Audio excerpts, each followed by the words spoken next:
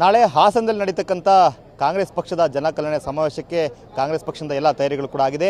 ಸುಮಾರು 2 ಲಕ್ಷಕ್ಕೂ ಅಧಿಕ ಸಂಖ್ಯೆಯಲ್ಲಿ ಜನರು ಬರ್ತಾರೆ ಅಂತಕ್ಕಂಥ ನಿರೀಕ್ಷೆಯೊಂದಿಗೆ ಸಾಕಷ್ಟು ವ್ಯವಸ್ಥೆಯನ್ನು ಪಕ್ಷದಿಂದ ಮಾಡಿಕೊಳ್ಳಲಾಗಿದೆ. ಸೊ ಅದಕ್ಕಾಗಿ ಪೊಲೀಸ್ ಇಲಾಖೆ ಕೂಡ ಸಕಲ ರೀತಿಯ ಭದ್ರತೆ ವ್ಯವಸ್ಥೆಯನ್ನು ಕೂಡ ಮಾಡಿಕೊಂಡಿದೆ. ಅದಕ್ಕಾಗಿ ಸುಮಾರು 2,000 ಪೊಲೀಸರನ್ನು ನಿಯೋಜನೆ ಮಾಡಲಾಗಿದೆ. ನಾವು ನೋಡ್ತಾ ಇದ್ದೀವಿ, ಇವತ್ತಿಂದನೇ ಪೊಲೀಸ್ ಅಧಿಕಾರಿಗಳನ್ನ ಕರ್ತವ್ಯಕ್ಕೆ ನಿಯೋಜನೆ ಮಾಡಲಿಕ್ಕೆ ಬೇಕಾಗಿ ಎಲ್ಲವನ್ನು ಕೂಡ ತಯಾರಿಗಳನ್ನು ಮಾಡ್ಕೊಳ್ತಾ ಇದ್ದಾರೆ. ಹಾಸನ ಜಿಲ್ಲೆಯ ಪೊಲೀಸರು ಒಳಗೊಂಡಂತೆ ಅಕ್ಕಪಕ್ಕದ ಜಿಲ್ಲೆಗಳಾಗಿರ್ತಕ್ಕಂಥ ಮಂಡ್ಯ, ಮೈಸೂರು, ಕೊಡಗು ಜಿಲ್ಲೆಗಳಿಂದ ಸುಮಾರು 1,000ದಷ್ಟು ಪೊಲೀಸರು ಬಂದಿದ್ದಾರೆ. ಒಟ್ಟು 5 IPS ಕೇಡರ್ನ ಅಧಿಕಾರಿಗಳು, ಹಾಗೆಯೇ 6 ಜನರು ಅಡಿಷನಲ್ SP ಕೇಡರ್ನ ಅಧಿಕಾರಿಗಳು, ಹಾಗೆ 12 ಜನ DYSP ಕೇಡರ್ನ ಅಧಿಕಾರಿಗಳು, ಹಾಗೆ 40ಕ್ಕೂ ಹೆಚ್ಚು ಇನ್ಸ್ಪೆಕ್ಟರ್ಗಳು, 80ಕ್ಕೂ ಹೆಚ್ಚು PSIಗಳ ನೇತೃತ್ವದಲ್ಲಿ ಈ ಒಂದು ಭದ್ರತೆ ವ್ಯವಸ್ಥೆಯನ್ನು ಮಾಡಿಕೊಳ್ಳಲಾಗಿದೆ.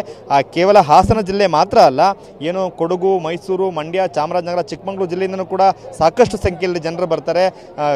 ಆಯೋಜಕರು ಹೇಳ್ತಿರ್ತಕ್ಕಂಥ ಮಾಹಿತಿ ಪ್ರಕಾರ ಕನಿಷ್ಠ 2 ಲಕ್ಷದಷ್ಟು ಕಾರ್ಯಕರ್ತರು, ಸಿದ್ದರಾಮಯ್ಯನವರ ಅಭಿಮಾನಿಗಳು, ಬೆಂಬಲಿಗರು ಈ ಒಂದು ಸಮಾವೇಶದಲ್ಲಿ ಭಾಗಿಯಾಗ್ತಾರೆ ಅಂತೇಳಿ ಹೇಳಲಾಗಿದೆ. ಸೊ ಈ ಸಮಾವೇಶಕ್ಕಾಗಿ ಹಾಸನದ ಅರಸೀಕೆರೆ ರಸ್ತೆಯಲ್ಲಿರ್ತಕ್ಕಂಥ SM ಕೃಷ್ಣ ಬಡಾವಣೆಯ KSCA ಏನು ಕ್ರಿಕೆಟ್ ಮೈದಾನಕ್ಕಾಗಿ ಮೀಸಲಾಗಿರ್ತಕ್ಕಂಥ ಒಂದು ಬೃಹತ್ ಆಗಿರ್ತಕ್ಕಂಥ ಈ ಒಂದು ಮೈದಾನದಲ್ಲಿ ಸಮಾವೇಶಕ್ಕಾಗಿ ತಯಾರಿಯನ್ನು ಮಾಡಿಕೊಳ್ಳಲಾಗಿದೆ. ಅದಕ್ಕಾಗಿ ಈಗ ಹೊರ ಜಿಲ್ಲೆಗಳಿಂದಲೂ ಕೂಡ ಸಾಕಷ್ಟು ಸಂಖ್ಯೆಯಲ್ಲಿ ಪೊಲೀಸರು ಬಂದಿದ್ದಾರೆ.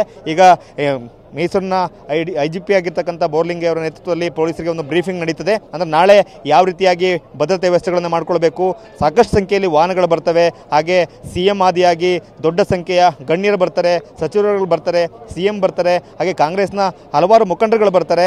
ಅಕ್ಕಪಕ್ಕದ ಜಿಲ್ಲೆಗಳಿಂದಲೂ ಕೂಡ ಸಾವಿರಾರು ಸಂಖ್ಯೆಯಲ್ಲಿ ಜನರು ಬರ್ತಕ್ಕಂಥ ಹಿನ್ನೆಲೆಯಲ್ಲಿ ಒಂದು ಟ್ರಾಫಿಕ್ ವ್ಯವಸ್ಥೆ ಇರ್ಬೋದು, ಭದ್ರತೆ ವ್ಯವಸ್ಥೆ ಇರ್ಬೋದು, ಎಲ್ಲದಕ್ಕೂ ಕೂಡ ಬೇಕಾಗಿ ಪೊಲೀಸ್ ಇಲಾಖೆ ಸಕಲ ರೀತಿಯ ತಯಾರಿಯನ್ನು ಮಾಡಿಕೊಂಡಿದೆ.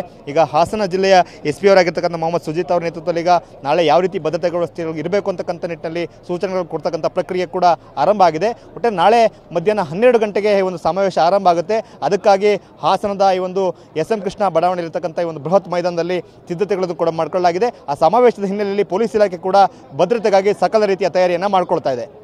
ಕ್ಯಾಮರಾಮನ್ ಮಹೇಶ್ ಜೊತೆ ಮಂಜುನಾಥ್, KB, TV9 ಹಾಸನ.